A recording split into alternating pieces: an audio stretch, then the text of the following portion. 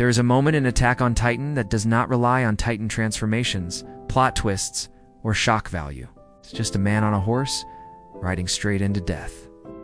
Erwin Smith knew exactly what he was doing. He was not just sending his soldiers to die, he was choosing to die with them.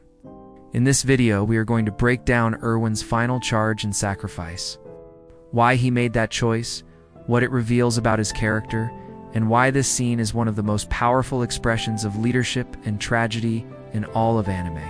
To understand his final charge, we have to go back to where Erwin's story really began.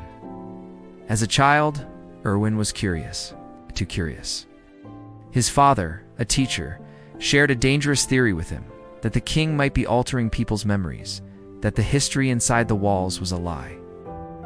Erwin, still just a kid, casually repeated that theory to other children. The military police heard about it. Soon after, his father died in a so-called accident. Deep down, Erwin knew it was his fault. His curiosity killed his father. From that moment, two things were born inside him: a crushing guilt that never went away, an obsession with the truth. What really happened before the walls, what lies beyond them, and what was taken from humanity. The mad obsession is not just a side detail. It is the core conflict inside Erwin that will collide later with his duty as commander. Fast forward. Erwin joins the Survey Corps and rises through the ranks. On the surface, he is the perfect commander, calm, calculating, willing to pay any price to move humanity forward. But there is something selfish at the heart of his heroism. Erwin does want to save humanity, but he also wants to prove that his father was right. He wants to see that basement in Aaron's house. He wants the truth, no matter how ugly it is. Levi sees through him better than anyone. At one point, he even calls Erwin out. You are not just risking lives for humanity. You are gambling them to chase your own dream. And Erwin knows it. That is why his final decision hits so hard. Because at Shiganshina, he is forced to choose between his personal dream of reaching the basement, or sacrificing that dream, and himself, for a chance to defeat the Beast Titan. At the return to Shiganshina arc, the stakes could not be higher. If this operation fails, the Survey Corps is finished. Humanity loses its last hope of fighting back. The battlefield is a nightmare. The Beast Titan controls the open field, using crushed stones as artillery. The armored and the colossal titans are coordinating inside and around Shiganshina. The remaining Survey Corps are trapped between the walls and the Beast Titan's barrage. Every time the soldiers try to move, rocks rain down like shrapnel. Horses are torn apart. Veterans who survived countless expeditions die in seconds. Erwin looks around and sees the result of years of sacrifice burning away in a single battle. Nothing changes, they all die pointlessly. No one reaches the basement. Humanity learns nothing. The key to the enemy formation is the Beast Titan.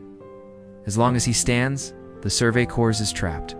Levi is the only one strong enough to kill him. But Levi cannot reach him while Zeke has a clear view of the battlefield. So Erwin designs a plan that is not meant to succeed in the usual way. The idea is simple and horrifying. The remaining soldiers will ride straight at the Beast Titan. They will fire their flares and create a smokescreen. Their bodies will act as shields against the stone barrage. In that chaos, Levi will use the smoke and dead horses as cover to close the distance and attack. Everyone involved knows what this means. To charge is a distraction. They are not expected to live. Levi asks the question for all of them: how can you tell these kids to die? And Erwin gives the only answer he has left. They are going to die anyway if they stay here. The choice is not between life and death. It is between a meaningless death and a death that might buy humanity a future. Here's the real tragedy. He kills his dream and chooses the charge. What makes this scene unforgettable is not just the strategy, but the speech. Erwin does not lie to the recruits. He does not promise survival. He tells them the truth. They are going to die. He acknowledges their fear. He acknowledges the unfairness of it all. Then he connects their deaths to something larger, to the comrades who have already fallen, to the small advances humanity has made, inch by inch, to the idea that every one of them can become a stepping stone toward victory. He reframes death from a cruel ending into a final contribution. He is not saying, your lives don't matter. He is saying, your lives can still mean something. And because he is riding with them, because he shares their fate, they follow. Not because they stop being afraid, but because Erwin gives their fear a purpose.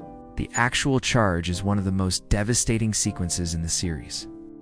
We see panicked recruits shouting that they do not want to die. We see horses collapsing. We hear bones shattering under the impact of the rocks. In the middle of that storm, Erwin rides at the front, cloak flying, eyes fixed on the Beast Titan. He is not a distant commander anymore. He's just another soldier, screaming at the top of his lungs, pushing his body forward even after he is struck. The scene is cut between the chaotic deaths of nameless soldiers and the cool, surgical slaughter Levi begins the moment the Beast Titan loses visibility. It is brutal, but also strangely beautiful. Because this is the one time in Erwin's life where his ideals, his guilt, and his actions are perfectly aligned. He is finally paying the same price he asked everyone else to pay. Even after the charge, Erwin's story is not quite over. His body is recovered, barely clinging to life. At the same time, Armin is also at death's door after his own suicidal plan against the colossal Titan. There is only one injection. Only one of them can return as a Titan, devour Berthold, and live. What follows is not just a debate about power. It is a debate about what kind of future humanity should choose. Erwin, the genius commander, proven ruthless, with a mind that can turn battles around. Armin, the young strategist, still unfulfilled, driven by dreams of the sea and the world beyond the walls. Flock argues that Erwin is the only hope for humanity. Eren and Mikasa fight desperately for Armin, but Levi is the one who knows Erwin best. He looks at Erwin's unconscious body and sees a man who never got to rest. A man who carried the weight of every corpse on his shoulders. A man whose dream was just taken from him on that battlefield. If Levi brings him back, he is not saving Erwin. He is throwing him back into hell. So, in one of the quietest and most emotional decisions in the series, Levi lets Erwin go. He allows his commander to finally stop fighting. Erwin's sacrifice is completed not on the battlefield, but in that small, heartbreaking act of mercy. Erwin Smith is not the strongest fighter in Attack on Titan. He does not have a Titan form, secret bloodline, or a legendary weapon. What he has is the ability to make decisions no one else can bear, to turn fear into action, to stand at the front when everyone else would rather look away. His final charge is the moment where all of his contradictions collide. The curious child who doomed his father, the ruthless commander who sent thousands to their deaths, the broken man who, at the very end, chose to die so that others could move forward. That is why this scene hits so hard. It is not just the death of a character. It is the death of humanity's greatest strategist, the end of an era, and the culmination of a lifetime spent marching toward one last impossible decision. If you cried, if you felt something break inside you when Erwin raised his sword and screamed for one last advance, that is exactly what the story wanted. 'Cause in Attack on Titan, heroes are not the ones who live the longest. They are the ones who make sure their deaths are not wasted.